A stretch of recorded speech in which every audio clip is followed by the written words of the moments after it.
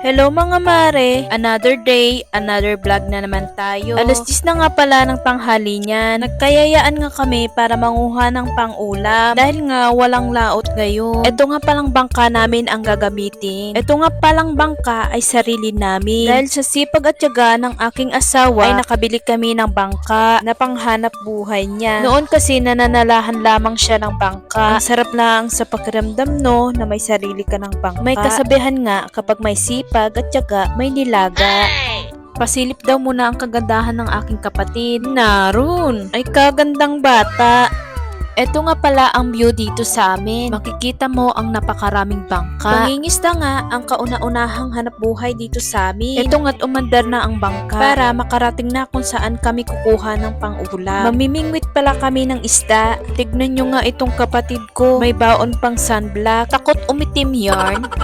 Pil na pil niya maglagay ng sunblock. Napakainit nga dito sa amin. Kailangan din maglagay ng sunblock para hindi masunog ang ating skin. Protekta din kasi ito sa araw. Dito nga, huminto na nga kami para mamingwit. Pinulog na nga ng asawa ng kapatid ko ang pamundo para hindi kami mapadpad sa malayo. Kung hindi nga ito ilalagay, baka kung saan na kami makarating. Eto nga't nagsimula na silang mamingwit. Naalala ko nga pala dyan, wala akong dalang pamingwit. Kaya for the video mo na ang person. Paano kaya ako makakakuha ng ulam? At dito nga, napagpasyahan naming lumipat. Dahil doon sa unang pinag-istaan namin ay walang dawi. Eto nga't nakakahuli na din sila dito. Ang huli pala ng aking kapatid ay papagit. Marami nga palang papagit dito. Nakailang palit na nga sila ng baniin dahil pinuputol nga nitong papagit na ito. Buti na laang ay marami silang baong baniin. Madami-dami na nga itong huli. At dito nga, sumubok akong mamingwit. Akala mo tunay na mangingisda eh. Saya mo girl. Lumakas na nga ang agos dito. Naliliyo na nga kami dito dahil sa agos. Kaya naisip namin humiga na muna kami. Alas 12 na nga ng tanghali niyan. Inaantok na nga din kami dito. Sarap buhay, pahiga-higa lang.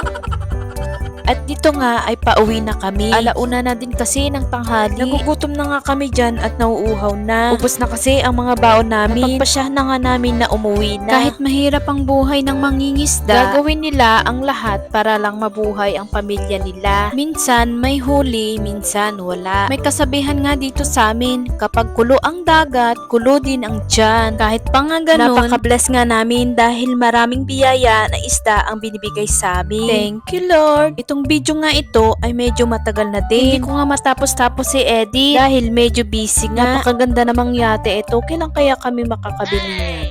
Dito nga, crack na nga ang unahan ng bangka namin. Hindi pa nga namin mapaayos dahil wala pang pera. Pagka nagkapera na kami, agad namin itong ipapagawa. Hindi nga pwede itong pabayaan. Dahil ito nga ang katuwang ng asawa ko sa hanap buhay niya. Salamat pala sa mga nanonood ng mga video ko. At dito nga, nakababa na kami ng bangka. Sa wakas at makakakain na din. Hanggang dito na lang. Please don't forget to like, share, and follow my page.